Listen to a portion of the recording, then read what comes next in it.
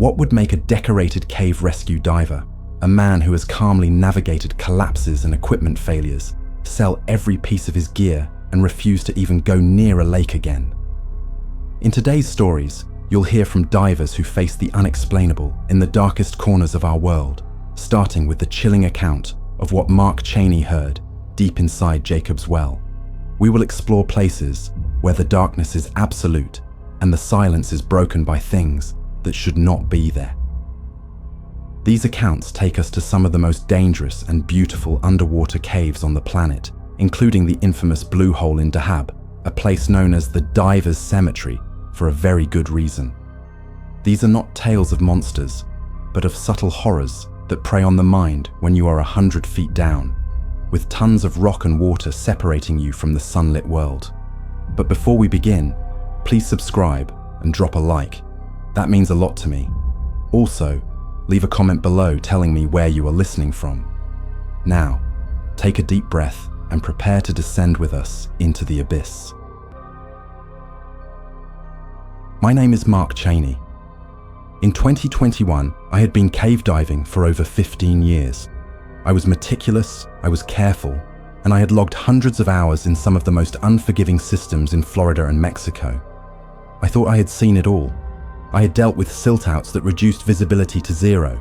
I had navigated complex restrictions that scraped the paint from my tanks, and I had managed air emergencies with a calm that only comes from relentless training. I was not a man who spooked easily. That is why I have such a hard time talking about what happened at Jacob's Well in Wimberley, Texas. The place is a graveyard. Signs at the bottom literally count the number of divers who have died there. This danger is precisely what drew me to it. I saw it as an ultimate test of skill. The dive was planned for a Tuesday in early October. The summer crowds were gone, and my partner, Ben, and I had the popular swimming spot to ourselves. The well's opening is an unassuming dark circle in the creek bed, about 12 feet across. It looks harmless. We went through our checklists, triple-checked our gas mixes, and reviewed the dive plan. Our objective was to navigate the first two chambers, pass through the notorious restriction that has trapped and killed so many divers, and survey the beginning of the third chamber before turning back. It was a conservative plan for divers with our experience. The first part of the dive was textbook. We descended through the vertical shaft, our powerful lights cutting through the clear, cool water. The first chamber opened up around us, a large, downward-sloping room. Life from the surface disappeared. The only sounds were the rhythmic hiss of our regulators and the slow bubbling of our exhaust. We communicated with hand signals, our movements economical and precise. We reached the second chamber, a smaller, more constricted space that funnels you towards the infamous restriction. This is where the danger of the well really begins. The passage narrows to a tight gravel chute.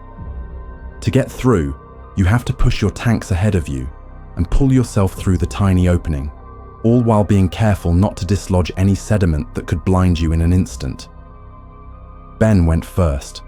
I watched his light disappear, followed by a puff of silt. A few moments later, I felt 3 distinct tugs on the guideline we had secured, the signal that he was through, and it was my turn. I took a steadying breath, pushed my bailout tank forward, and began to worm my way into the passage. This is where things started to feel wrong. It was not a physical sensation, but an auditory one. As I squeezed through the tightest part of the restriction, with rock pressing in on all sides, I heard a sound.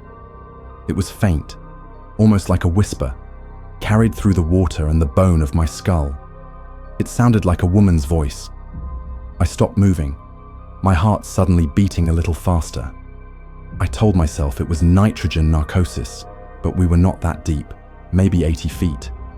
It could have been the sound of gravel shifting or my own breathing playing tricks on me. I continued to push forward, and the sound came again, clearer this time. It was a single word, my name, Mark. It was not Ben's voice. It was soft, pleading. I froze completely. My training screamed at me to focus, to ignore it, to keep moving. Panic is a death sentence in a place like this. I shook my head, trying to clear it, and focused on the guideline in my hand. I pulled myself the rest of the way through the restriction, and entered the third chamber. Ben was waiting for me, his light beam steady. He gave me the okay signal. I returned it, but my mind was racing. The third chamber was different. The walls were a stark white limestone, and the water was utterly still. As we swam slowly, securing our line, I started hearing it again. This time, it was not just a whisper. It was the sound of multiple voices, overlapping and frantic.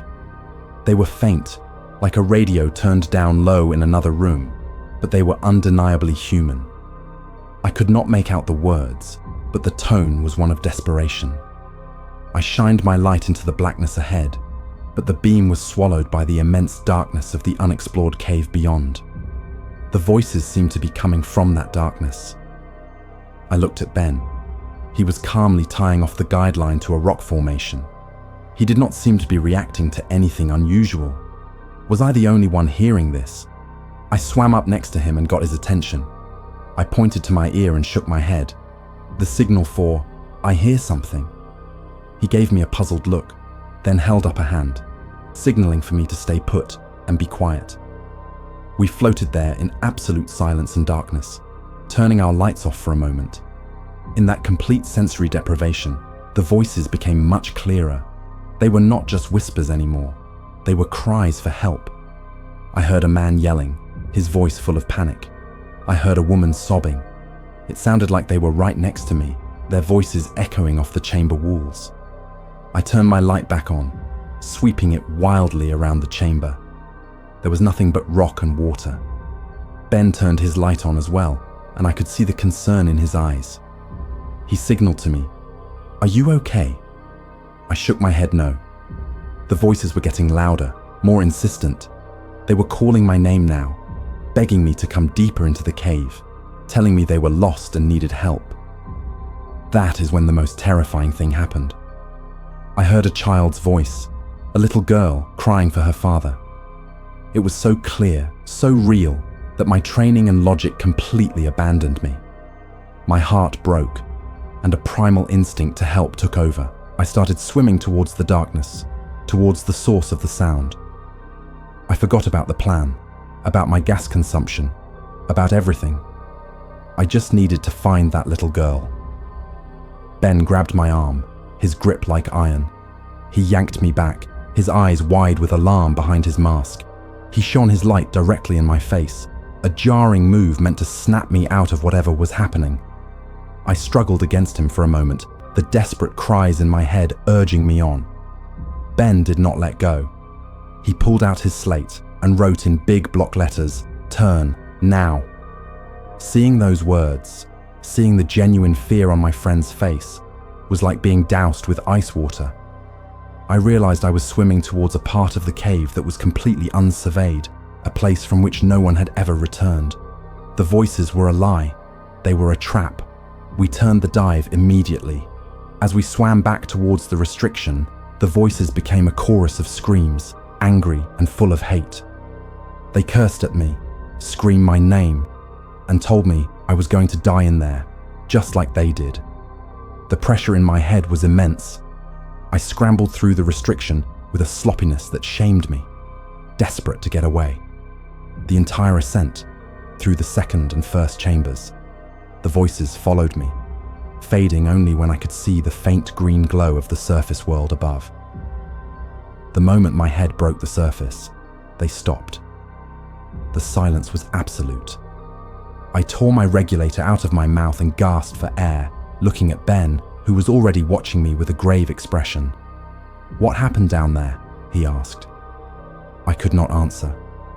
I never dove again. I sold all my gear the next week. I know what I heard.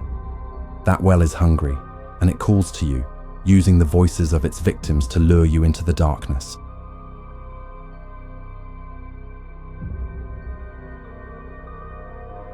I'm David Acosta.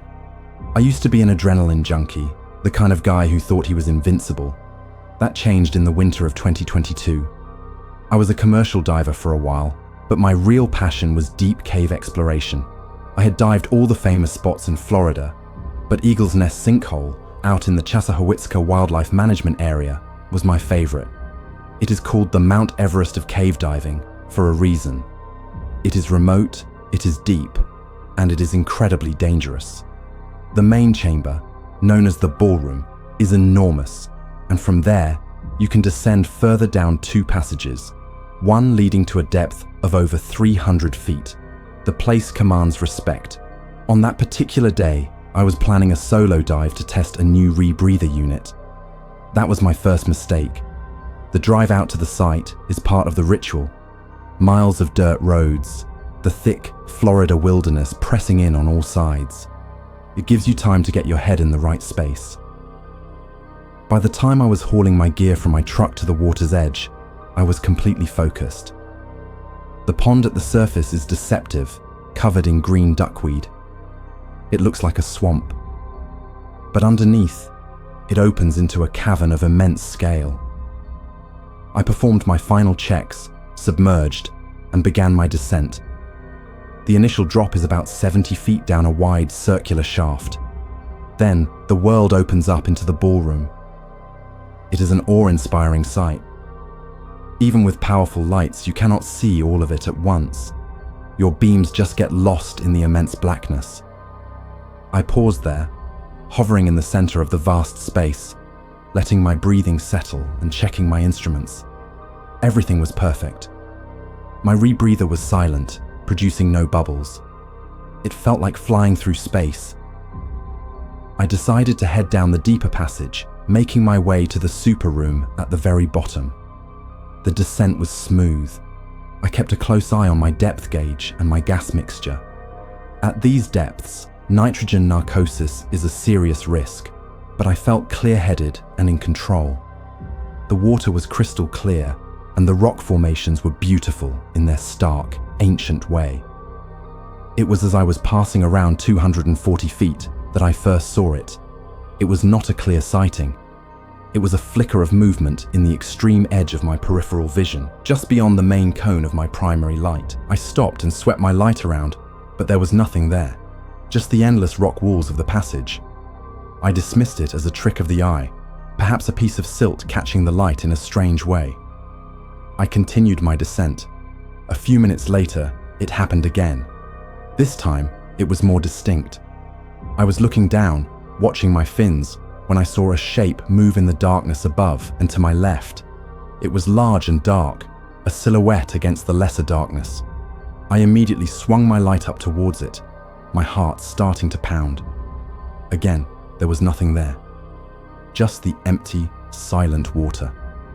Now, I was on alert. I was deep. I was alone, and my mind was starting to play games with me. Or so I thought. I decided to halt my descent and just hover for a moment, slowly rotating 360 degrees, scanning every inch of the passage around me. Nothing. I felt foolish. I was an experienced diver, letting shadows get the best of him. I took a few calming breaths and decided to continue. I had just turned to resume my downward course when I saw it clearly. About 40 feet away from me, in the gloom where my light beam faded, was a figure. It was shaped like a diver, same size, same build, but it was completely black, a void in the water. It had no lights, no reflective tape on its gear, nothing. It was just a perfect dark silhouette, hovering in the exact same orientation as me. I stared at it, my blood running cold. It did not move. It just hung there in the water, watching me. I thought maybe it was another diver who had turned their lights off for some reason. But who would do that at this depth? It made no sense. I flashed my light at it, the universal signal for hello. There was no response. The figure simply absorbed the light. Then, it began to move. As I slowly raised my left arm, it raised its left arm. When I tilted my head to the right, its head tilted to the right. It was mimicking me perfectly, a dark mirror in the deep. A wave of pure terror washed over me, a kind of fear I had never experienced in my life. This was not an equipment problem or a navigation error. This was something else, something impossible. I started to ascend, slowly at first, not wanting to make any sudden movements. The figure ascended with me, maintaining the same distance, its movements a perfect echo of my own. I went a little faster. It went a little faster. My mind was screaming. I was in a nightmare, 300 feet below the surface of the earth. I decided I had to get out of there, fast. I broke my slow ascent and began to swim upwards with powerful fin kicks. The figure immediately shot up after me, closing the distance between us. It was fast, much faster than I was. The black shape grew larger and larger in my vision. I could feel the pressure in my ears building from the rapid ascent, but I did not care. I just needed to get away from it. As the figure closed to within 10 feet of me, my rebreather suddenly failed. A loud gurgling sound filled my ears, and I got a mouthful of water. The display on my wrist went dead. I coughed and sputtered, immediately switching to my bailout tank, my hands shaking uncontrollably. The sudden, catastrophic failure of a brand new unit, at the exact moment this thing was upon me, was too much to be a coincidence. I fumbled with my gear, trying to manage the emergency while my eyes were still locked on the dark shape in front of me. It had stopped when my rebreather failed. It was just hovering there, 10 feet away, watching me struggle. It made no move to help, and it made no move to harm me. It was simply observing. That was the most terrifying part. It felt intelligent. It felt like it had caused the failure. As I stabilized myself on my emergency gas supply, I looked at the figure one last time, and then, as if it had seen enough, it simply faded away, dissolving back into the oppressive darkness of the cave. I did not wait to see if it would come back. I completed the most terrifying, white-knuckled ascent of my life, my heart threatening to beat its way out of my chest. I did my decompression stops on pure adrenaline, constantly looking over my shoulder into the deep black water below. I never saw it again. I broke the surface, gasping and trembling, and never looked back. I do not know what I saw down there. A hallucination from the pressure? A ghost? I do not know. But I know it was real, and it was the reason I never went cave diving again.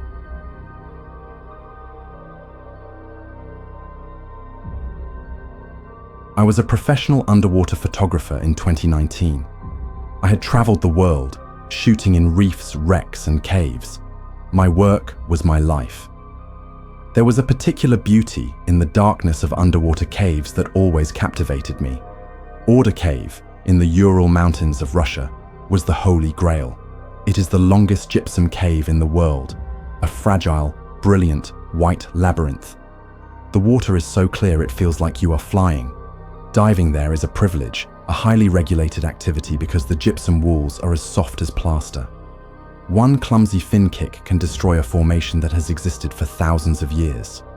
I was on an expedition to document newly explored passages, and the excitement was immense. The dive team was composed of 4 of us, 2 primary exploration divers, myself, and a safety diver. For the first few days, the dives were magical. We moved through vast white halls that looked like Gothic cathedrals, and squeezed through narrow passages into rooms no human had ever seen before. The gypsum absorbed all sound, creating a profound silence that was both peaceful and unsettling. I was getting some of the best photographs of my career. The plan for the 4th day was for me to go in with one of the exploration divers, Dmitry, to shoot a specific large chamber we had discovered the day before. The light in this particular room was extraordinary, filtering through thin parts of the ceiling to create what looked like heavenly beams. We submerged into the frigid 2 degrees Celsius water and made our way through the familiar passages. The journey to the chamber took about 20 minutes. We moved slowly and carefully, always mindful of the delicate environment. When we arrived, it was just as beautiful as I remembered. Dmitry set about checking the guideline and securing our stage tanks while I prepared my camera rig. My setup was complex, with a high-end camera in a bulky housing and 2 powerful off-camera strobes to illuminate the massive space. I took a few test shots, adjusting my power settings. The room was perhaps 50 meters long and 20 meters high, with smooth, undulating white walls. It was completely empty, a perfect, sterile white chamber. I signaled to Dimitri that I was ready to start. The plan was for him to swim into the center of the frame to give a sense of scale. I positioned myself, framed the shot in my viewfinder, and waited for him to get into position. As he swam out into the middle of the room, I took the shot. The strobes fired, momentarily flooding the entire chamber with brilliant white light. In that fraction of a second, I saw something through my viewfinder that was not there before. Standing against the far wall was a figure. It was tall and slender, and it seemed to be made of the same white gypsum as the walls. It had the vague shape of a woman in a long, flowing dress. I lowered the camera from my eye, my heart skipping a beat. The spot where I had seen it was empty. There was nothing there but the smooth white wall. Dimitri was hovering patiently in the middle of the room, looking at me, waiting for my next signal. I must have imagined it. The flash playing tricks on my eyes. The power of suggestion in a place people have called otherworldly. I raised the camera again, my hands feeling unsteady. I took another shot. The strobes fired. There it was again, in the exact same spot. A tall white figure, a white lady, just standing there. This time, I kept my eye pressed to the viewfinder and hit the playback button on my camera. My blood turned to ice. On the camera's small screen, the image was clear. There was Dimitri, floating in the middle of the vast chamber, and behind him, against the far wall, was the white figure. It was not a trick of the light, it was in the photograph. I frantically waved Dimitri over to me. He swam to my side, a questioning look on his face. I turned the camera so he could see the screen. I pointed at the figure. He stared at it for a long moment, then looked at the wall, then back at the screen. He shone his powerful light at the spot where the figure should be. There was nothing. He looked at me, and I could see his calm demeanor starting to crack. He shook his head and made the universal sign for, "Let's go." I did not need any convincing. We abandoned the photo shoot immediately. We started swimming back the way we came, much faster now. Our careful, precise movements were gone, replaced by an urgency that bordered on panic. I kept looking over my shoulder, my light beam cutting through the dark water behind us, expecting to see that white figure following us. The cave now felt different. The beautiful white walls felt like the bones of some massive creature. The silence was no longer peaceful, it was menacing. As we were navigating a relatively narrow passage, I started seeing it in my peripheral vision. Just a flash of white movement at the edge of my sight. Every time I would snap my head around to look, there would be nothing there. I knew it was following us. I could feel its presence. Dimitri was clearly spooked as well. His movements were hurried, and I could hear his breathing rate increase through the water. We did not communicate. We did not have to. We both knew we had seen something that should not exist, and that we were no longer welcome in that cave. We made it back to the surface in record time. We ripped our gear off, shivering from both the cold and the fear. We showed the other two divers the photograph. They were silent. They could not explain it. No one could. We packed up our expedition that same day. We reported a technical issue with our equipment and left. We never spoke of what we saw. I still have the photograph, locked away on a hard drive. I look at it sometimes. It is the best and most terrifying picture I have ever taken. It is proof that in some ancient, silent places, we are not alone. There are things that watch from the darkness, and sometimes, if you are not careful, you can capture them on film.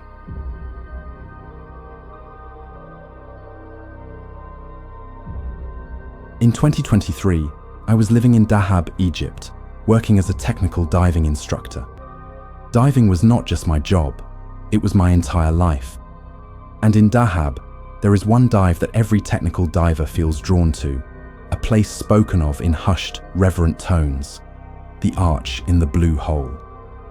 The blue hole itself is a massive submarine sinkhole, over 300 feet deep.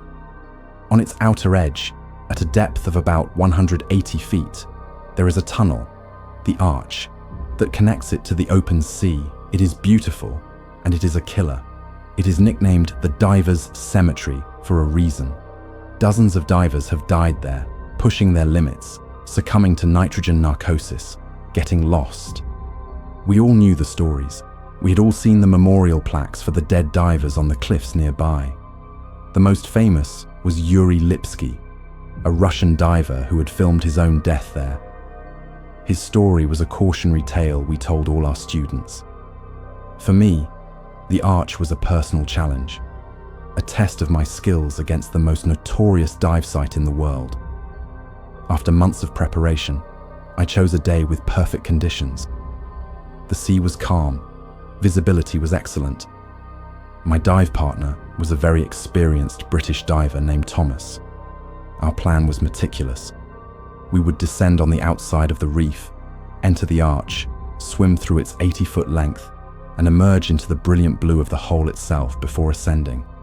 We carried multiple redundant gas sources, and our decompression plan was calculated down to the second. We were not cowboys. We were professionals. We entered the water and began our descent. Everything went smoothly. We reached the entrance to the arch right on schedule. It is an intimidating sight, a huge dark maw in the reef wall, its ceiling covered in coral. Looking through it, you can see the deep blue of the open water, a tantalizing promise of the exit. We signaled to each other and entered the tunnel. The feeling inside is hard to describe. You are deep, the pressure is immense, and your senses start to play tricks on you. Nitrogen narcosis at that depth is inevitable. It manifests differently for everyone. For some, it is euphoria. For others, it is anxiety. For me, it usually felt like a slight sense of detachment, a feeling of being a spectator to my own actions. We were halfway through the arch when I started to feel something different. It was a powerful sense of dread, a feeling of being watched by something malevolent. I glanced over at Thomas. He was swimming a few feet ahead of me, his focus on the exit. He seemed fine. I told myself to calm down, that it was just the narcosis, the reputation of the place getting to me. That is when I saw him. Floating near the ceiling of the arch, just ahead of us, was another diver. He was facing us, his body completely still. His gear was old-fashioned, and he did not have the streamlined technical setup that we used. A cold shock went through me. No one else was supposed to be here. A solo diver, at this depth, with that kind of gear. It was a death wish. But what was truly wrong was his posture. He was just hanging there, motionless, as if suspended by invisible wires. He made no effort to swim. As we got closer, I could see his face through his mask. His eyes were wide open, and they were fixed on me. They were not the eyes of a living person. They were empty, vacant. There were no bubbles coming from his regulator. I grabbed Thomas's fin to get his attention and pointed my light at the figure. Thomas stopped and turned. I watched his body language change instantly from relaxed to rigid. He saw him too. This was not a hallucination. The figure slowly lowered its arm and pointed towards the way we had come, back towards the open sea. It was a clear gesture. Turn back. Leave. Thomas and I looked at each other. Our plan was to go through the arch, not back out of it. Reversing course now would be complicated and dangerous. We decided to ignore the figure and continue. We swam around him, giving him a wide berth. As I passed, I could feel his gaze on me, cold and heavy. We had just passed him when Thomas's primary regulator began to free flow. A massive, continuous stream of air erupted from his mouthpiece, a catastrophic failure. His gas supply was draining at an alarming rate. He immediately switched to his backup, but a cloud of his precious breathing gas was now filling the tunnel, obscuring our vision. In the swirling chaos of the bubbles, I saw the figure again. It was closer now, right behind Thomas. It reached out a hand, its movement slow and deliberate, and touched Thomas's tank valve. I am not saying it caused the failure, but I saw it touch his tank. Panic began to set in. We were in a bad situation, deep inside a rock tunnel, with a critical equipment failure and a ghostly figure watching us. I grabbed Thomas and started pushing him towards the exit, which was now just a blue glow in the distance. The figure followed us. It did not swim. It just glided through the water, keeping pace with us effortlessly. Its presence was suffocating, a palpable wave of cold and menace. I felt like it was actively trying to keep us there, to add us to the collection of spirits trapped in that place. We finally burst out of the arch and into the blue hole. We did not pause to appreciate the beauty. We just went up, ascending as fast as we safely could. The entire way, I kept looking down into the dark blue depths, terrified I would see that silent diver following us. But he was gone. He had stayed in his tomb. We completed our long decompression stops in tense silence. When we finally surfaced, we did not speak for a long time. We just sat on the rocks, the adrenaline slowly leaving our systems, replaced by a profound sense of dread. Thomas was convinced the figure was the ghost of a diver who had died there, a guardian of the arch that did not want to be disturbed. He believed it had caused his regulator to fail. I do not know what I believe. I am a man of logic and reason, but I cannot explain what we saw down there. It was not narcosis. We both saw the same thing. We both felt the same malevolent presence. I left Dahab a month later. I could not dive the blue hole again. Every time I closed my eyes, I would see that silent, dead-eyed diver pointing back into the darkness.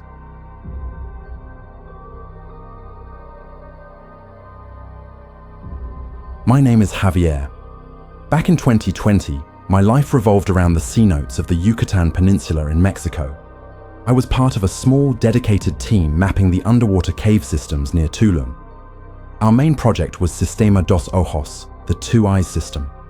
It is one of the longest underwater cave systems on Earth, a sprawling network of passages and rooms that stretches for miles under the jungle. It is a place of breathtaking beauty, with stalactites and stalagmites preserved perfectly in the gin-clear water. But its size is also its greatest danger. Making a wrong turn in Dos Ojos can be a fatal mistake. Even with a continuous guideline to the surface, the sheer complexity of the system can be disorienting. Our team consisted of 4 people: me, my dive partner and lead explorer, Elena, and 2 support divers, Carlos and Sofia. Elena and I were the pointy end of the stick, the ones pushing into unexplored passages, laying new line as we went. On this particular day, we were exploring a promising offshoot from a known section of the cave. The passage was smaller than the main tunnels, requiring more careful maneuvering. We were about an hour into the dive, maybe 2,000 feet from the cenote entrance.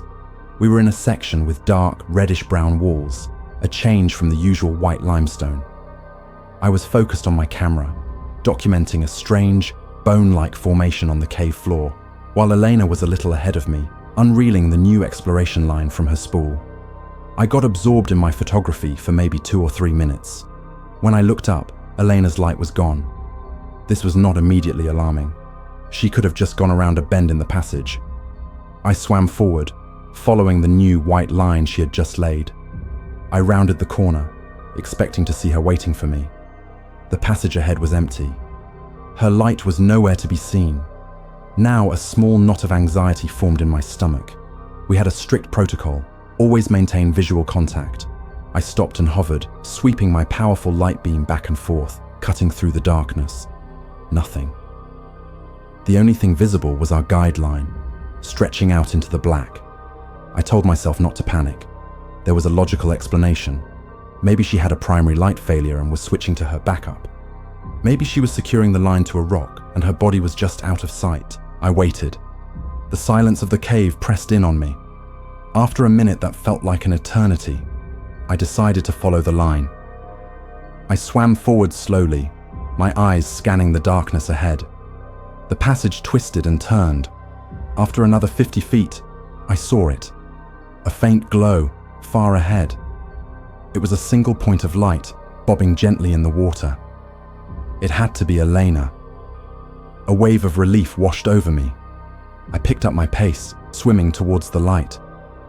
"Elena!" I called out, the sound of my voice muffled and strange in the water. The light did not change its behavior. It just continued to hover in the distance.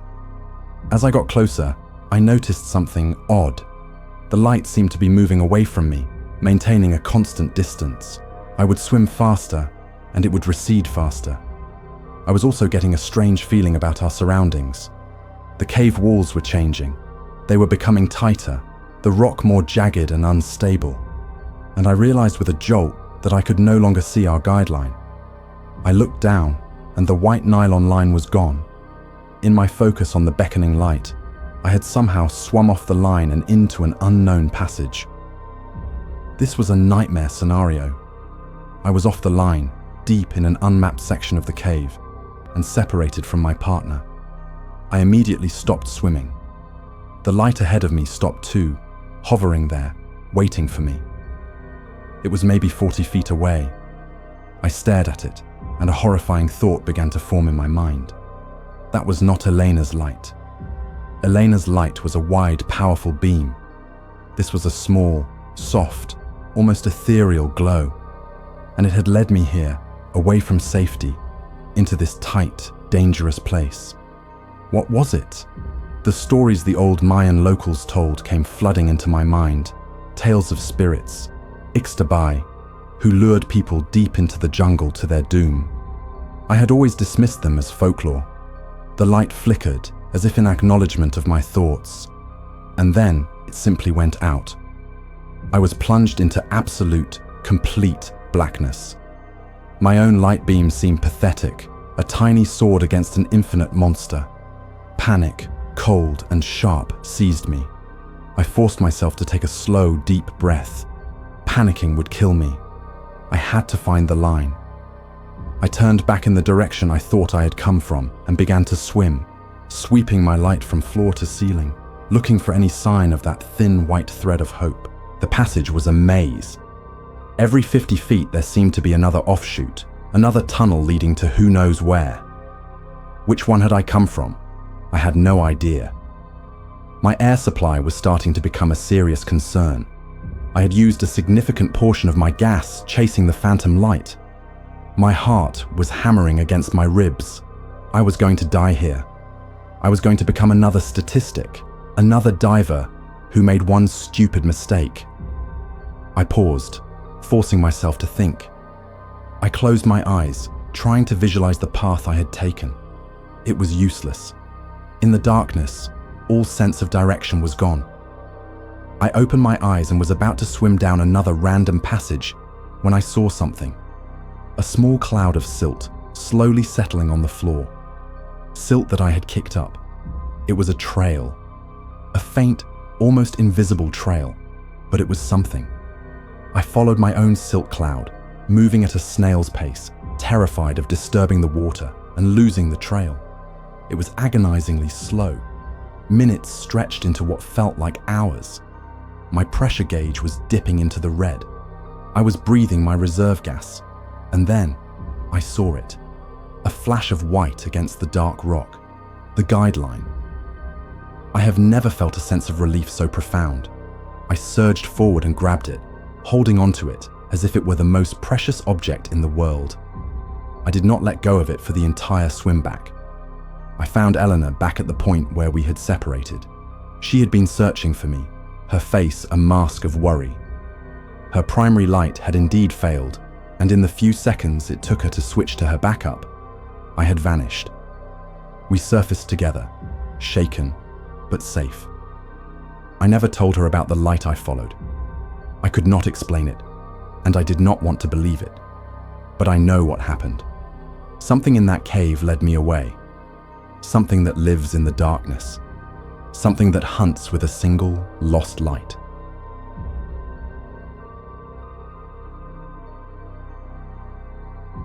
My name is Liam. In 2023, I was working as a sheep shearer on a station not far from Mount Gambier in South Australia. It was hard work, but it paid well and gave me a lot of time off. I spent that time and money on my one true passion, diving. The limestone coast is a diver's paradise, riddled with sinkholes and caves filled with water of incredible clarity. I had dived all the famous ones, like Picaninny Ponds and Ewan's Ponds. But the one that always called to me was Kilsby Sinkhole. It is on private property, a working farm, and has a dark history. The military used to use it for weapons testing, and there is an old firing platform still there. But the real draw is the sinkhole itself. It is a massive, almost perfectly circular hole in the ground that opens into a huge sunlit cavern. From there, you can descend into the true darkness, down to a depth of over 200 feet. Because it was a bit more regulated, and I often worked odd hours, I got certified for solo diving. I was comfortable in the water, knew my gear inside and out, and was not prone to panic. I found a certain peace in being alone underwater, with just the sound of my own breathing. One afternoon in late autumn, I had the place to myself. I was planning a simple descent to the bottom, a quick look around, and then back up. I was not pushing any limits. I went through my safety checks, got my gear on, and made my way to the floating pontoon in the middle of the sinkhole. The water was cool and inviting. I submerged and began my descent. The first part of the dive is always spectacular. The sun's rays penetrate deep into the cavern, creating a brilliant blue cathedral of light. It is beautiful and serene. I passed through the light zone at around 60 feet and entered the twilight zone. The walls of the sinkhole are a pale, ghostly white, and as you descend, they close in around you. The light from the surface fades to a small, shimmering circle far above. I turned on my primary dive light, a powerful canister light with a cord running to a battery pack on my waist. Its beam cut a perfect white circle in the deepening gloom. I continued down, my descent slow and controlled. At around 180 feet, I reached the bottom of the main chamber. From here, there are a few smaller tunnels and restrictions, but my plan was just to explore the main area. I swam along the bottom, my light beam scanning the rock formations. The silence was absolute. My rebreather was completely silent. It felt like I was the only person in the world. I was maybe 10 minutes into my bottom time when my primary light began to flicker. It coughed once, twice, then died. I felt a small jolt of adrenaline, but no panic. This is what training is for. Light failures happen. I calmly reached for my first backup light, a smaller handheld unit clipped to my chest D-ring. I thumbed the switch. Nothing. I tried it again. Still nothing. A cold knot of worry started to form in my gut. I must have forgotten to charge it. A stupid, rookie mistake. I unclipped my second backup light, a smaller, less powerful light attached to my shoulder strap. I flicked the switch. It turned on for a split second, a weak yellow glow, and then it too died. Now, panic began to creep in. I was at the bottom of a 200-foot deep sinkhole, in darkness so complete, it felt like a physical substance. It was not just dark, it was the absence of everything. I could not see my hands, my gauges, anything. I was suspended in a black, silent void. My training kicked in again, a small, calm voice in the back of my screaming mind. Do not panic. Find the guideline. Ascend. There is a permanent guideline that runs from the pontoon on the surface all the way to the bottom. I just had to find it. But which way was it? In my short exploration of the bottom, I had lost my orientation. I extended my hands, trying to feel for the thin nylon line. I began to swim in what I hoped was the right direction, my hands sweeping through the black water in front of me. All I felt was the cold, smooth limestone of the floor. My breathing rate was increasing. I was consuming air faster than I should. I forced myself to stop, to hover in the void, to get my breathing under control. I floated there in the crushing blackness. My senses were on fire. I could feel the immense pressure of the water on my body. I could hear the faint thumping of my own heart. It was in that moment of absolute sensory deprivation that I felt it. Something brushed against my leg. It was not the guideline. It was soft, but firm. It was a deliberate touch. I recoiled, my whole body tensing, and kicked backward, away from the sensation. My tanks clanged loudly against a rock wall. The sound was shocking in the utter silence. My mind raced. What was that? A piece of weed? A fish? There are no fish that big in Kilsby. It had felt larger. It had felt like a hand. I was hyperventilating now, the calm voice of my training completely gone. I was just a terrified animal, trapped in the dark. I scrambled away from the wall, swimming blindly into the open blackness. I had to get out. I had to find the line. I swam for what felt like an eternity, my hands desperately searching. And then I felt it again. This time, it was on my arm, a distinct, dragging touch, as if fingers were being drawn slowly across my wetsuit. I screamed into my regulator, a useless, bubbling sound. I thrashed wildly, trying to get away from whatever was touching me. I was completely disoriented, spinning in the darkness, a primal terror unlike anything I have ever known consuming me. I was convinced I was going to die, that some creature that lived in the dark heart of the sinkhole had found me. In my wild panic, my hand hit the guideline. The small, rough nylon rope felt like a lifeline from God. I gripped it so hard my knuckles ached. I did not care what had touched me anymore. I just knew which way was up. I began my ascent, pulling myself up the line hand over hand, not daring to let go for even a second. I ascended way too fast, ignoring all the rules of safe diving. I did not care about decompression sickness. I just needed to see the light. The entire way up, I felt like something was right behind me, chasing me out of its domain. I kept expecting to feel that cold touch on my legs again, to be pulled back down into the black. I finally saw the faint, shimmering glow of the surface. It was the most beautiful thing I have ever seen. I burst through the surface next to the pontoon, tearing my mask off and gasping the cool, fresh air. I was shaking uncontrollably. I scrambled onto the pontoon and just lay there, my heart pounding, for a long time. I never figured out what touched me. My backup lights, when I checked them later, worked perfectly. There was no reason for them to have failed. I went back to Kilsby one more time, with a guide, in the full light of day. I could not shake the feeling that I was being watched from the dark depths below. I sold my solo diving gear after that. Some places are meant to be explored with others, and some places, I think, are meant to be left alone, because you never know what is waiting in the dark.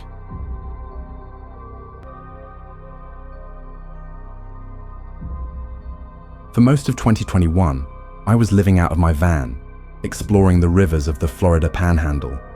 I was not a cave diver, not in the technical sense. I was more of a river scavenger. I had a decent scuba setup, and I would spend my days diving the dark, tannin-stained rivers like the Orcilla and the Blackwater, looking for fossils. The water in these rivers is the color of strong tea, which means visibility is often terrible, maybe 5 or 10 feet on a good day. You get used to it. You learn to see with your hands, feeling along the riverbed for the distinct shape of a megalodon tooth or a piece of a mastodon tusk. It was a peaceful, solitary existence. The Blackwater River was always my favorite. It was remote, wild, and full of history. People have lived along this river for over 10,000 years. Paleo-Indians hunted here when the sea level was much lower, and Florida was a different world. Finding their artifacts, the flint spear points and tools, was the ultimate prize. It was like touching history itself. One sweltering day in August, I was exploring a stretch of the river I had never been to before. It was miles from any boat ramp, accessible only by a long paddle in my kayak. The remoteness was part of the appeal. I anchored the kayak in a deep, slow-moving bend in the river and kitted up. As soon as I slipped beneath the surface, the familiar brown darkness enveloped me. The sunlight was gone, replaced by a murky, reddish gloom. I started my usual routine, swimming a grid pattern along the riverbed, my hands sifting through the silt and gravel. For the first hour, I found nothing but old bottles and fishing lures. I was about to move to a different spot when my hand closed around something that was not a rock. It was long, smooth, and oddly shaped. I brought it up to my mask to get a closer look. It was a piece of bone. It was old, mineralized, and heavy. It looked human, a piece of a femur maybe. My heart started beating a little faster. Finding human remains is a big deal. You are supposed to report it to the authorities immediately. But I was deep in the wilderness. and something about this felt different. It felt ancient. I kept searching in the same area. Within a few minutes, I found another piece, and then another. I realized I had stumbled upon something significant. The river current had eroded a section of the bank, exposing a site that had been buried for centuries, or maybe even millennia. As I continued to feel around in the dark water, my hand brushed against something hard and round. I ran my fingers over it, tracing the eye sockets, the jawline. It was a human skull. It was lying on its side, staring out into the murky water. I backed away, a sudden chill running through me that had nothing to do with the water temperature. This was not just a random collection of bones. This was a grave. I should have left then. I should have marked the spot on my GPS and called the state archaeologist. But a powerful sense of curiosity, mingled with a feeling of profound reverence, kept me there.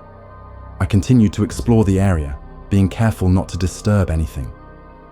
I found more skulls, and the scattered remains of at least 5 or 6 individuals, all within a small area. Mixed in with the bones were artifacts. I found a beautifully crafted flint spear point and a small, polished stone pendant. This was a burial site, a sacred place. I was an intruder. That is when the feeling started. It was a subtle shift in the environment. The water seemed to get colder. The darkness felt heavier, more oppressive. I started to feel like I was being watched. I would be feeling around on the riverbed and get the distinct sensation that someone was standing right behind me. I would spin around, my light cutting through the gloom, but there was nothing there. Just the slow-moving current and the endless brown water. I told myself it was my imagination, my mind reacting to the discovery of a human burial site. But the feeling would not go away. It grew stronger, more intense. It felt like the air being sucked out of the room. It was a palpable feeling of being unwelcome. I started hearing things. Faint whispers, just at the edge of my hearing. I could not make out any words, but the sound was there, carried on the current. I would stop, hold my breath, and listen. The sound would fade, only to return a moment later, seeming to come from a different direction. My rational mind was trying to explain it away. It was the sound of my own bubbles, or the river flowing over rocks. But my gut was telling me something different. My gut was telling me I had disturbed something, and it was not happy. The final straw was the hand. I was examining a skull, trying to see if there were any markings on it, when I felt a pressure on my shoulder. It was a firm, distinct pressure, like a hand pressing down, trying to push me away. I yelled and scrambled backward, dropping the skull and kicking up a huge cloud of silt, instantly reducing the visibility to 0. I was blind. I could feel my heart pounding in my ears. The pressure on my shoulder was gone, but the feeling of pure terror remained. I had to get out of the water. Now. I abandoned all my equipment on the riverbed. I did not care about my fossil bag or my tools. I just needed to get to the surface. I swam blindly upwards, my arms flailing, until my head broke the surface. I took a huge, gasping breath and looked around wildly. I was alone. The river was calm, the sun was shining, and the forest was silent. It was as if nothing had happened. I swam to my kayak, my movements clumsy and panicked, and pulled myself in. I did not look back. I paddled away as fast as I could, not stopping until I was miles downstream. I never went back to that spot. I did not report the sight. I felt that if I did, I would be leading others to a place they were not meant to be. I do not know what I experienced down there. Was it the spirits of the dead, guarding their final resting place? Or was it just my own mind, overwhelmed by the darkness and the gravity of my discovery? I do not have an answer, but I know that I touched a place that was sacred, a place that was not meant for me, and something in that dark water pushed me away.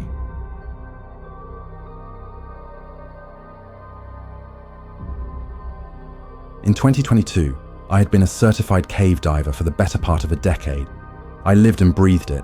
My weekends were all spent at Ginny Springs, a place that is as close to heaven as it gets for a Florida cave diver. The water is gin clear, the flow is gentle, and the main cave system, the Devil's Spring system, is a beautiful and challenging network of tunnels.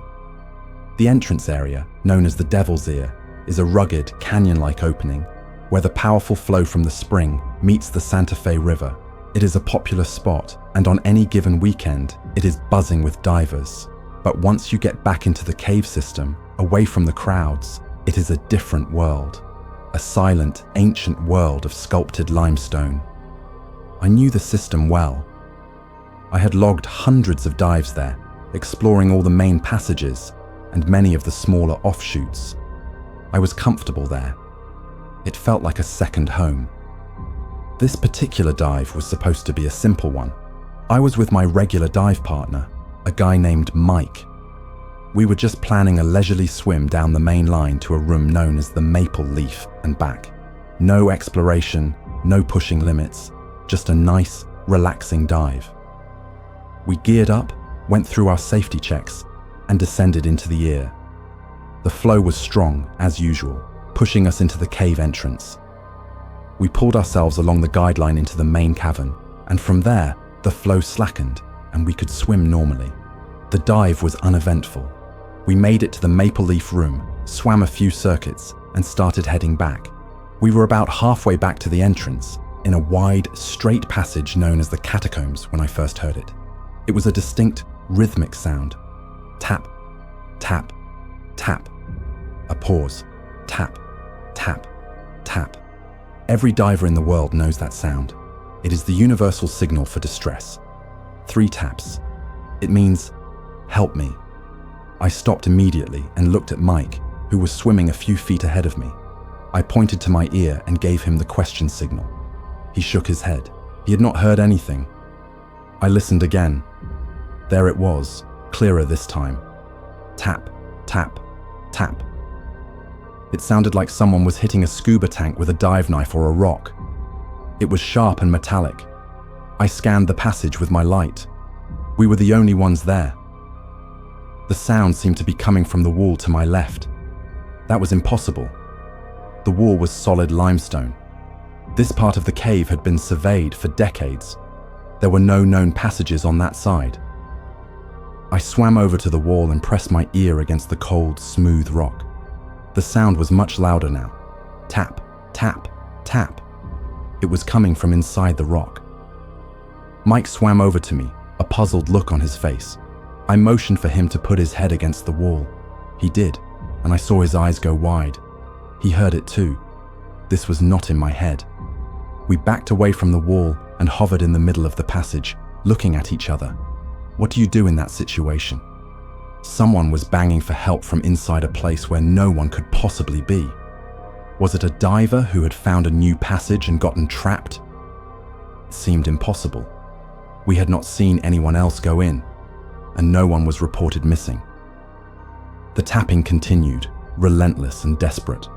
Tap, tap, tap. A feeling of dread started to creep over me. We were listening to someone who was trapped, running out of air, and going to die, and we could do nothing. We were separated by tons of solid rock. We decided to surface and report it. Maybe there was a new survey we did not know about. Maybe a team had gone in from another entrance we were unaware of. We turned and began swimming towards the entrance, the sound of the desperate tapping following us. As we swam, the rhythm began to change. It became faster, more frantic. Tap, tap, tap, tap, tap. It was no longer a signal. It was the sound of pure panic. When we reached the main cavern near the entrance, the sound stopped. We hovered there for a moment, listening. There was only the sound of the water flowing out of the spring. We continued our ascent and surfaced in the Devil's Ear Basin. We scrambled out of the water and immediately found the park manager. We told him what we had heard. He looked at us with a weary expression, one he had clearly worn many times before. He told us we were not the first divers to report that sound. It had been reported on and off for years, always in the same section of the cave. He said they had done extensive sonar scans of the area. There was nothing there, just solid rock for hundreds of feet. He told us the local legend, that it was the ghost of a diver who had gotten lost and died in the cave back in the 70s, his body never recovered, forever tapping for help. We did not know what to believe. We were rational men, not prone to ghost stories. We went back in the water an hour later, taking a small sledgehammer with us. We were going to find the spot and bang on the wall to see if we could get a response. When we got back to the catacombs, the cave was silent. We found the spot where we had heard the sound and banged on the rock with the hammer. The sound was dull, solid. There was no echo, no response. We waited for 15 minutes. Nothing. The tapping was gone. I have dived Ginny dozens of times since then. I have never heard the tapping again. But I can never swim through the catacombs passage without feeling a profound sense of unease. I always find myself glancing at that one particular spot on the wall, half expecting to hear that desperate call for help. I do not believe in ghosts, but I know what I heard. I heard someone tapping for their life from inside a solid wall of rock. And there is no rational explanation for that. It is a mystery that the cave has kept to itself. A chilling reminder that there are some things in the deep, dark places of the world that we will never understand.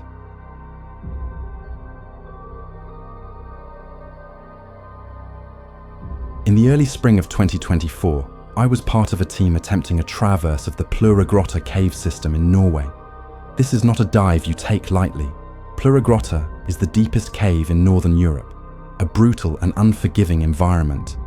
The water is near freezing, hovering around 2 degrees Celsius year-round, and the depths are extreme. The cave has claimed lives, most famously 2 Finnish divers in 2014, whose bodies were later recovered by their own friends in a secret, unauthorized mission. We knew the risks. We were all highly experienced cold water technical divers. We had spent months planning, preparing, and training for this one dive. The plan was to enter through the main Pluragrotta entrance, descend to over 120 meters, navigate a long, deep passage, and then ascend into an air-filled chamber called Steinuglaflogget, from which we could hike out of the valley. It was a complex dive that would take several hours, most of which would be spent on decompression.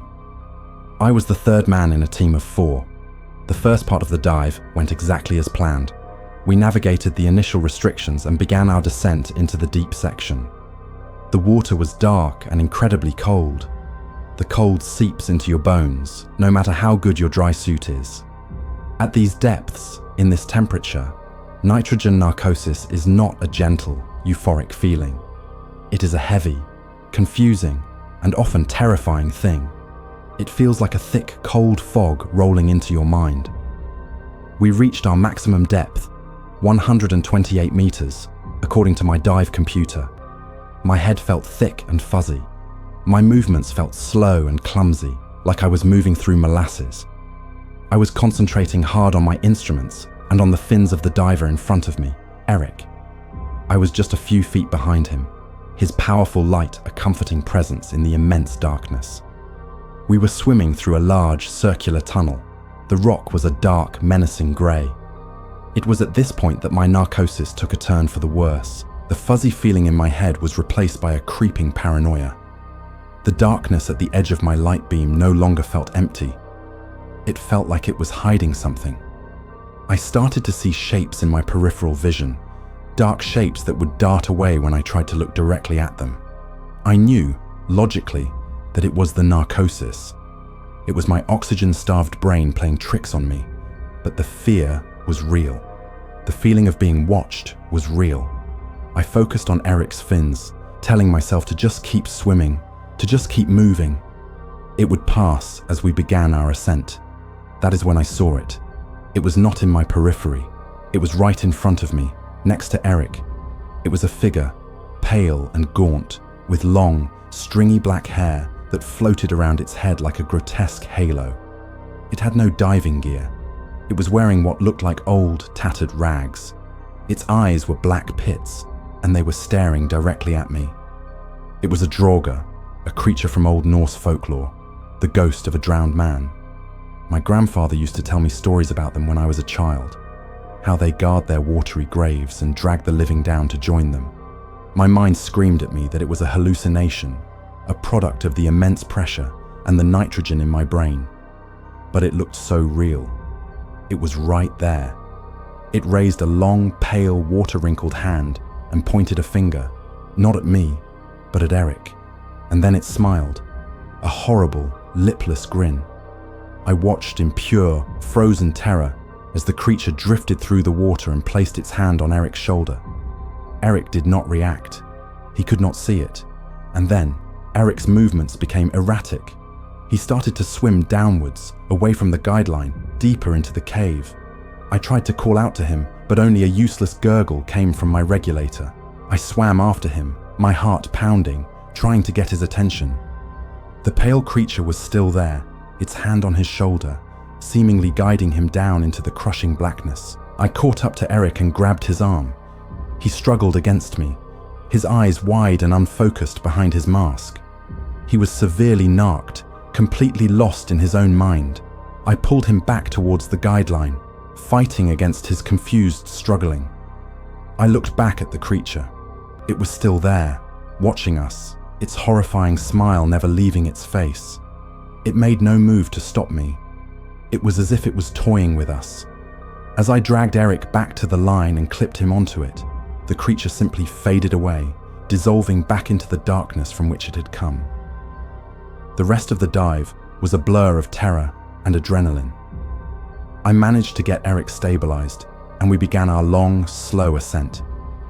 As we got shallower, the effects of the narcosis began to fade, and clarity slowly returned to my mind. But the image of that pale, grinning thing was burned into my memory. Eric had no recollection of what had happened. He only remembered feeling a sudden, overwhelming urge to swim down, a feeling that it was the most wonderful and logical thing to do. We completed the traverse and surfaced in the Steinugel-Flogget chamber, exhausted and shaken. I never told the others exactly what I saw down there. I just said Eric had a bad case of narcosis and I had to help him. How could I tell them I saw a monster from a fairy tale at 400 feet below the surface of the earth? They would think I was crazy. But I know what I saw. The pressure at that depth does strange things to the mind. It can make you see things that are not there. But I will go to my grave believing that I saw something more than a hallucination in the cold, dark heart of Pluragrotta. I saw something ancient and evil, a guardian of the deep that enjoys the confused last moments of dying divers.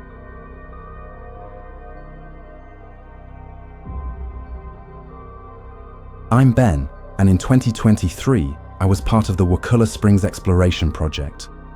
For a cave diver, this was the big league. Wakula Springs is a monster, one of the largest and deepest freshwater springs on the planet. Its underwater cave system is a vast, sprawling labyrinth that has been mapped for miles, with passages so large they are called freeways. The exploration there is serious business, involving teams of the best divers in the world, complex logistics, and cutting-edge technology. It is not a place for weekend warriors. The dives are long, deep, and incredibly committing. When you are 2 miles back in that cave, you are in one of the most remote places on Earth. I was part of a 3-man team tasked with surveying a side passage off of the main tunnel, known as A Tunnel. My partners were Marcus, the lead explorer, and a geologist named Dr. Alan Finch. Our dive plan was simple: swim about a mile into A Tunnel, set up our survey equipment in the target passage, collect our data, and swim out. A round trip of about 6 hours. We were using dive propulsion vehicles, or DPVs, which are basically underwater scooters that allow us to cover long distances without exhausting ourselves. The key to safety in a place like Wakula is the guideline.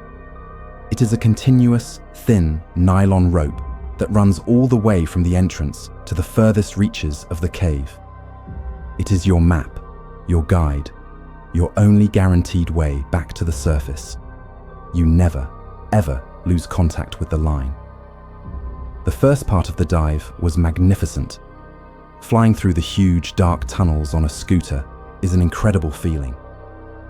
The water is perfectly clear, and our lights illuminated a world of sculpted white limestone that few people will ever get to see. We reached our survey location, secured our scooters, and got to work. Alan was taking rock samples and measurements, while Marcus and I handled the survey equipment.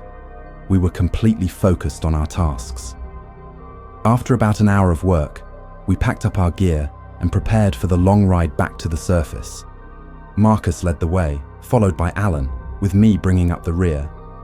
We were maybe a quarter of a mile into our return journey when Marcus suddenly stopped. I saw him shine his light back and forth across the passage, then turn and look at us, shaking his head. I scooted up to him to see what the problem was.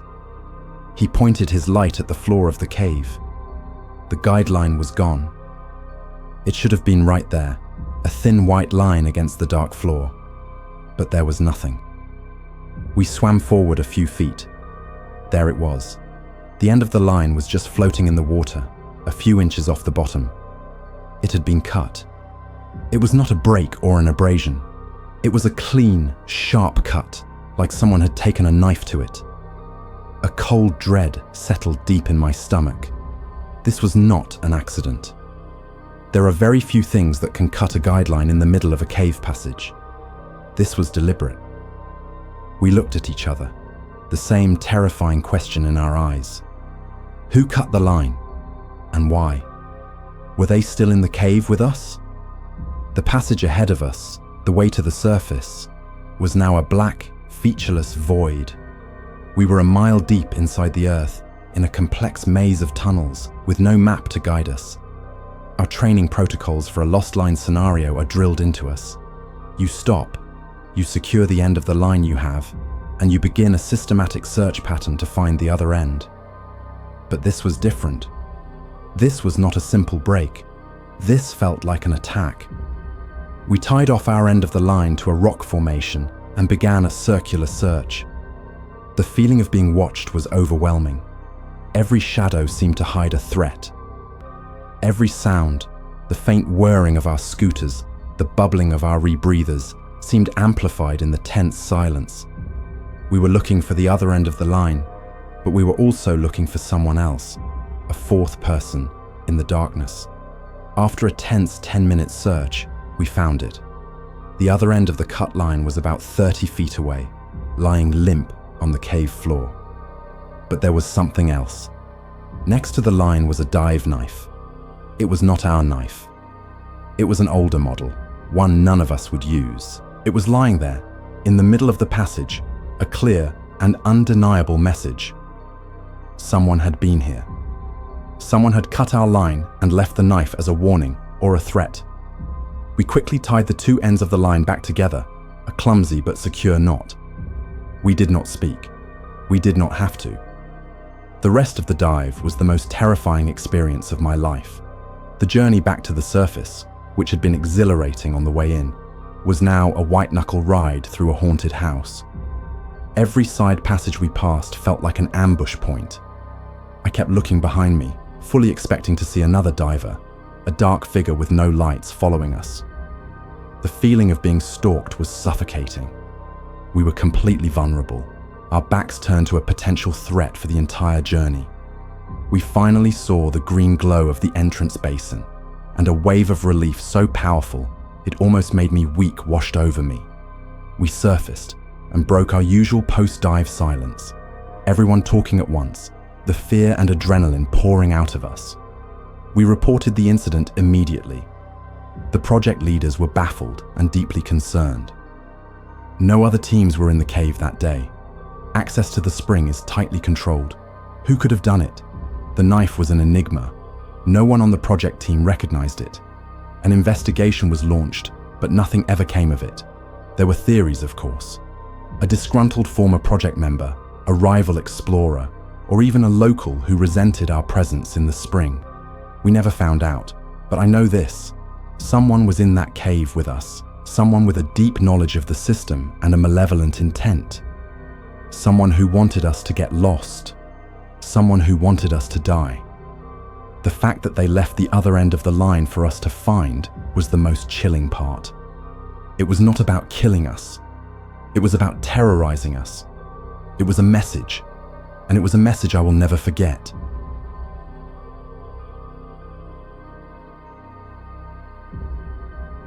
For an exploration geologist, a place like Papua New Guinea is the final frontier. In 2024, I was part of a privately funded two-man team sent to the Tufi region. The area is famous for its incredible underwater visibility and sheer reef walls. But we were not there for the coral. We were there to investigate a newly discovered cave system, a series of flooded lava tubes beneath a long dormant volcano called Mount Trafalgar. My partner, Kenji Tanaka, was a volcanologist and a far more experienced cave diver than I was. He handled the complex dive planning and safety, while I was there to analyze the geology, to understand how this unique system had formed. We were the first people to ever enter this place. The excitement was a physical thing, a constant buzz under my skin. The local people avoided the mountain. They had stories, legends of a fire god that slept beneath it, and they believed the caves were the entrance to the underworld. To us, it was just geology and a once-in-a-lifetime opportunity. The entrance was a narrow fissure on the volcano's flank, hidden in the dense jungle.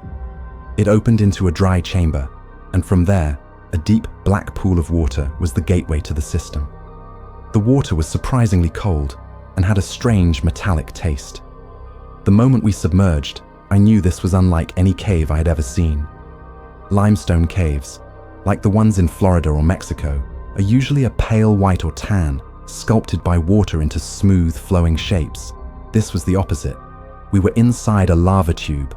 The walls were a deep, obsidian black, jagged and sharp. It felt less like a cave and more like the inside of a shattered piece of glass. Our powerful lights seemed to be swallowed by the darkness, the black rock reflecting almost nothing. The only sound was the steady hiss of our rebreathers and the occasional scrape of a fin against the volcanic rock. We descended through a series of wide, circular chambers, like a giant staircase leading into the heart of the mountain. We were laying our exploration line as we went, a thin white nylon thread connecting us to the world of sunlight and air. Kenji was methodical and calm, his movements precise. I followed, my attention split between managing my buoyancy and studying the incredible formations. There were strange, mineral-encrusted structures that looked like frozen waterfalls, and the walls were coated in a fine, dark silt that billowed at the slightest touch. We were over an hour into the dive, far deeper into the mountain than we had planned for the initial survey, but the passage ahead just kept opening up into larger and more impressive chambers. The temptation to see what was around the next corner was too strong to resist. We entered a chamber that was truly colossal, far larger than anything we had seen before. It was a perfect dome, maybe 300 feet across. Our lights could not even reach the far wall. We hovered in the center of the immense, silent void. It felt like we were floating in deep space.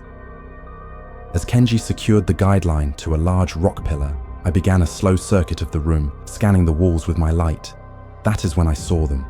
At first, I thought it was a natural pattern in the rock, a trick of the light, but as I got closer, I realized it was not natural.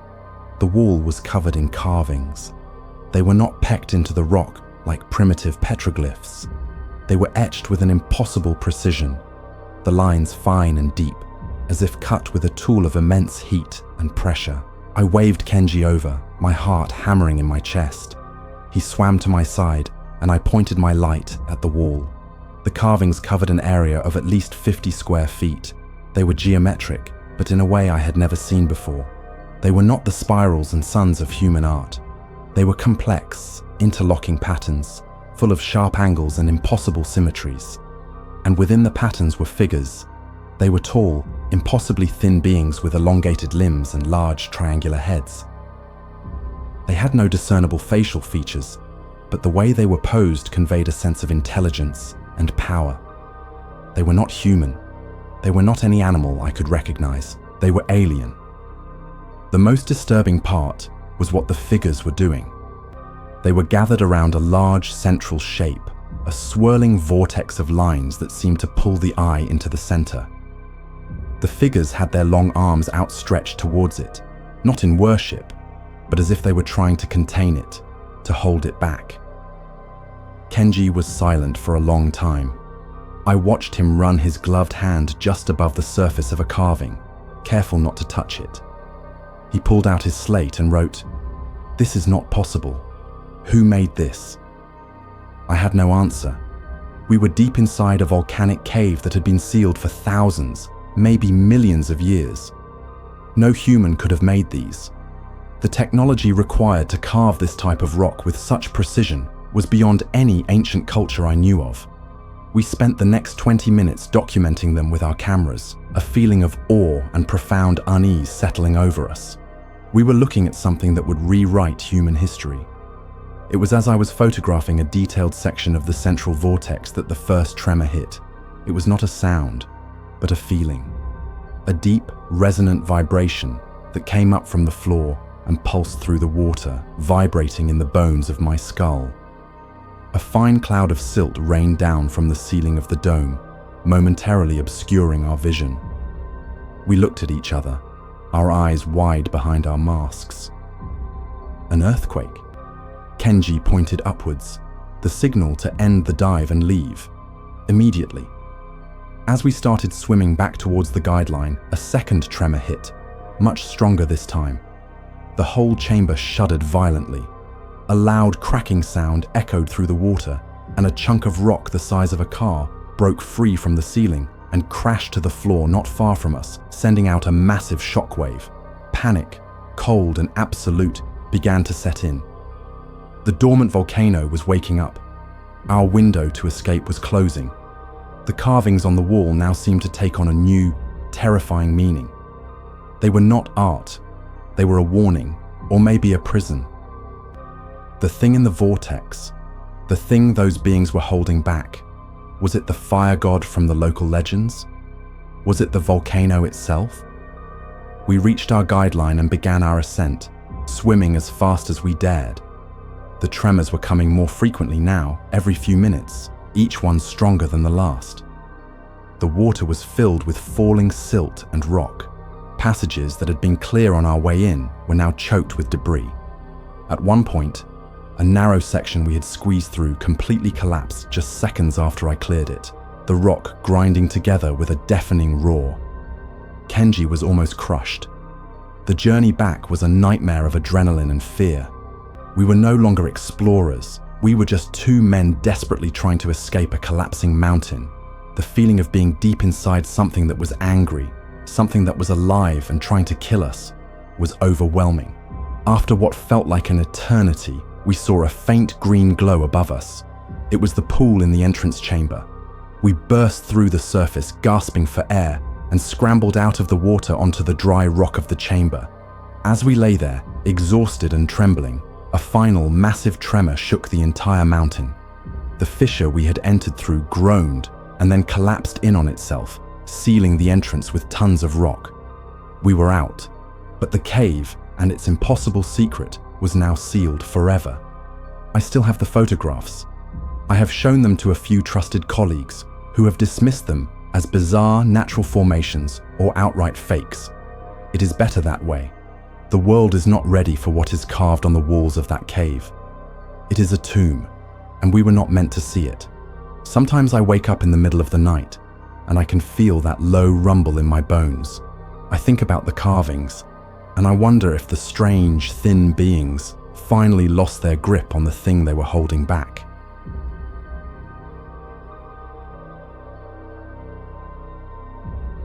Daniel and I had been diving together for 12 years. We had been in tight spots, seen incredible things, and we had always trusted each other with our lives. But in 2023, Daniel began to change. Our dives were no longer about the simple joy of exploration. He had become obsessed with the history of the cenotes in the Yucatan, specifically their use by the ancient Maya as places of sacrifice. He read every book he could find, his conversations constantly turning to the rituals, the victims, and the gods that lived in the underworld, which they called Xibalba. His fascination was becoming morbid. He started talking about the cenotes not as geological features, but as sentient places, as gateways that were still active. I told myself it was just a phase, a deep academic interest. I was wrong. He became fixated on one particular cenote, Cenote Esqueleto, the Temple of Doom. It is a famous spot, known for the 3 holes in its ceiling that, when you look up from inside the cavern, look like the eyes and mouth of a giant skull. It was a place known to have been used for sacrifices. Daniel believed it was special, that the veil between worlds was thinner there. He planned a dive for a Tuesday in November, a day he had chosen based on the Mayan calendar. I was hesitant. His intensity was unnerving, but he was my best friend. I agreed to go, telling myself I would keep him safe, that I would keep him grounded in reality. The place had a heavy atmosphere. To enter, you have to jump about 10 feet from the jungle floor into the dark water. As we stood on the edge, Daniel closed his eyes and seemed to be whispering something in the old Mayan language he had been studying. A chill went down my spine. We jumped, and the cool, clear water enveloped us. We descended into the main cavern. It was a huge, sun-dappled room, beautiful in a stark way. As we hovered in the middle, I looked up. The light streaming through the 3 holes did indeed create a perfect, menacing skull shape against the dark ceiling. It was easy to see why the place had its reputation. The dive started normally. We swam the perimeter of the cavern, our lights playing over the huge, collapsed boulders on the floor. But Daniel's behavior was strange. He was not looking at the formations. He was staring into the dark, shadowed recesses between the rocks. Every few minutes he would stop and point into the blackness, signaling to me that he saw something. I would shine my much more powerful light in the direction he was pointing, and there would be nothing there. Just rock and shadow. I signaled "what" to him. He pulled out his slate. His handwriting was shaky. He wrote, "Skeletons in regalia. They are watching us." I felt my blood run cold. We were only at 60 feet. It was too shallow for nitrogen narcosis. I swam over to him and shone my light in his eyes. They were wide, dilated, but he seemed lucid. He seemed completely convinced of what he was seeing. I wrote on my own slate, "Let's go up." He shook his head violently, a firm no. He pointed again, more insistently this time, into a dark corner of the cavern. He wrote on his slate again, "They are calling me. They say the gate is open." This was no longer a dive. This was a psychiatric emergency happening underwater. My only priority was to get him to the surface. I grabbed his arm, and he recoiled from my touch as if he had been burned. He looked at me with an expression I had never seen before. It was not anger or fear. It was pity, as if I was the one who was blind to the reality of the situation. Then he did the one thing a dive partner should never do. He turned and swam away from me, fast, heading towards a deeper, darker part of the cenote where the cavern narrowed into a series of tight, unexplored tunnels. I went after him, my heart pounding with fear and frustration. He was a strong swimmer, and he was swimming with a purpose I could not understand. He was not swimming like a man who was lost. He was swimming like a man who was going to a specific destination. I pushed myself, my fins churning the water, my breathing becoming ragged. I had to stop him before he wedged himself into a passage we could not get out of. I was closing the distance. He was about 20 feet ahead of me, his light beam disappearing into a narrow fissure in the rock wall. He stopped just before the entrance to the fissure and turned to look back at me. His light illuminated his face, and his expression is something that will haunt me for the rest of my life. He was not scared. He was not confused. He was smiling. It was a look of pure, absolute ecstasy. He looked like a man who was about to meet his God. He raised a hand, not in a wave, but in a gesture of farewell. And in that moment, in the swirling silt kicked up by his fins, I saw it. Or maybe I imagined it. Maybe my terrified mind created it. But for a fraction of a second, I saw other shapes in the water around him. They were tall and thin, and they seemed to be made of shadow and bone. They reached for him, their skeletal hands beckoning him forward. Daniel turned his back to me and swam into the fissure without a moment's hesitation. His light and the shadowy figures were swallowed by the rock. He was gone. I screamed his name into my regulator. I raced to the fissure. It was a tiny vertical crack, barely wide enough for a diver to fit through without gear. A plume of silt was still billowing out of it. I could see nothing but blackness beyond. I knew if I followed him, I would die too. My gas supply was running low. My mind was screaming. I searched the area for 10 agonizing minutes, my light beam probing the darkness, calling his name until my throat was raw. Nothing. It was as if the cave had eaten him. I did the hardest thing I have ever had to do. I turned and swam back to the surface, alone. The ascent was a blur of tears and self-recrimination. I should have stopped the dive sooner. I should have seen how far he had gone. I surfaced, screaming for help. The search and recovery team was there for 3 days. They sent their most experienced divers, small men who could fit into tight places. They probed the fissure where he had disappeared. It went on for about 50 feet, and then ended in a complete collapse of rock and sand. There was no sign of him. No body, no fin, not a single piece of his equipment was ever found. He had simply vanished. The official report listed the cause of death as drowning due to voluntary entrapment while in a state of psychosis. But I know what I saw in his eyes. It was not psychosis. It was revelation. I do not know if he found his Mayan gods, or if the skeletons he saw were real, but I know that he did not die in that cave. He went there. He went there willingly, and the Temple of Doom accepted his sacrifice.